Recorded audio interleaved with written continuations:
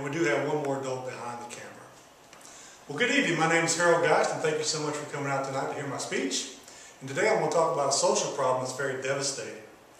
And that social problem is child sex trafficking. And this is a current one right here. This is an information sheet. It talks about a possible tracking victim. And this happens all over the world every day.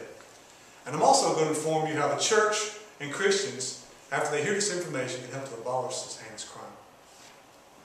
God designed sex for marriage between one man and one woman, and that's to produce godly offspring. But these people have taken sex and made it something very different, difficult, and heinous. And it's exploiting these children and taking their lives and just making it very horrible. I also like to let you know that they can be released from this bondage if we take the information we learned today and utilize it to make a difference. Can you imagine your precious 10-year-old child being forced to have sex multiple times a day? Let me say that one more time. Can you imagine your precious 10-year-old child being forced to have sex multiple times a day? This is a reality for many people all over the world, and these children being exploited, which is terrible. I've traveled the world as a missionary, and I've talked to my international friends about sex trafficking, and it wasn't very good conversations. I've also consulted these sources to give up-to-date statistics about the devastating effects of what this is doing in our world. I've pulled on the Shapiro Group Atlanta, the United Nations, the National Center for Missing and Exploited Children, and the Department of Health and Human Services. We're going to look at the darkness of sex trafficking, and we're going to look at staggering numbers, statistics, the tactics of traffickers. But then we're going to move from the darkness to the light and see how we can change that. First off, we're going to look at alarming statistics. And this is right here in the state of Georgia, our home state. 7,200 men buy sex with an adolescent female in a given month. And all these statistics are from the Shapiro Group. That averages out to over 300 sexual acts per day. An adolescent female is exploited 3 times per night. This is wrong, and it needs to stop.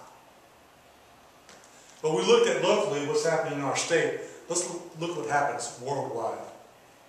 These are staggering numbers right here. And this is from the United Nations. Approximately 2.5 million people are in forced labor right now. Approximately 1.2 million children are trafficked each year. And then finally we see that of these numbers, 43% are sexually exploited. Again, this is devastating and terrible. It needs to stop. We need to do our part about it. Now we're going to look at tactics of traffickers. We've seen the numbers of what's happening. Let's look at how they get these people there in these situations. Now the first 4 is from the Department of Health and Human Services, and we'll end up with the National Center for Missing and Exploited Children. These are where I got these statistics from. The first one is the promise of a good job in another country. So these predators are out there looking, they see families who are poor and poverty, and they say, hey, there's one right there.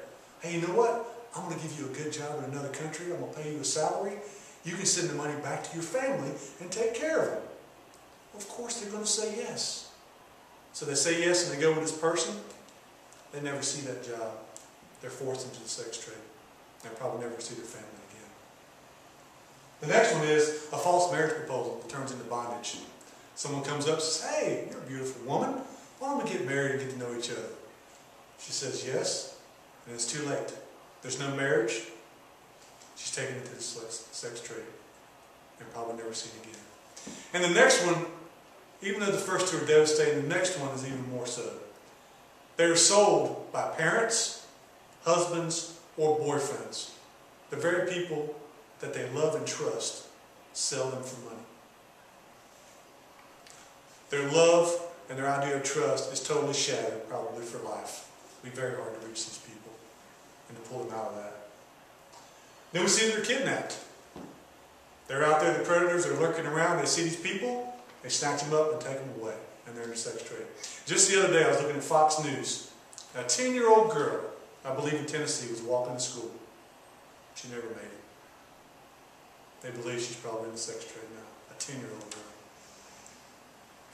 And then exploited online. This is very real in our society with technology. We have Facebook, Twitter, email, MySpace, and the internet itself. They connect with them in chat rooms and say, hey, let's go meet somewhere and have ice cream or coffee. And they meet them, and it's too late. They take them and they're in sexual trafficking. It's done. So these are just some of the tactics that traffickers use. Now that we've seen the darkness of sex trafficking, we've looked at the statistics, the numbers, and the tactics. Let's see what we can do. The first thing we can do is we can create awareness within our circles of influence. We can take what we learned tonight and take it home and start there. Educate our children and our spouses. Then go to your extended family, your friends, your neighbors, your co-workers. And then once they're aware, they can influence their circles. And then we have an educated population that can make a difference and change this. Next, we can pray earnestly. And we see in Scripture that God values human life in Genesis 1:26-27. He created us in His image. Also, we see that God values justice in Deuteronomy 10:17-18. And finally, God valued our compassion for others in Matthew 18:1-14. And one of those is the parable of the lost sheep. Jesus is always searching for that lost one because He loves us. Well, the next thing we do is take action. We can alert the local authorities. If we see something going on, get the make, model, description, tag number, call 911, let them know what happened. That way they hopefully can get them before it's too late. Then we can join the local organizations. These are 3 local organizations I researched. Street Grace, Living Water for Girls, and Wellspring Living. There's the websites if you want to check them out. They reach out to these precious children. They help them. They take them out of these environments. They give them a safe place. They love them. They take care of them. They give them hope for a future. Well, today we've seen some darkness of sex trafficking. But we've also seen the light of what we can do. So I hope that you take this call to action and help to make a difference and change this heinous crime. 7 years is the average life expectancy of a female forced into prostitution. Let's do what we can to change this. Thank you for coming.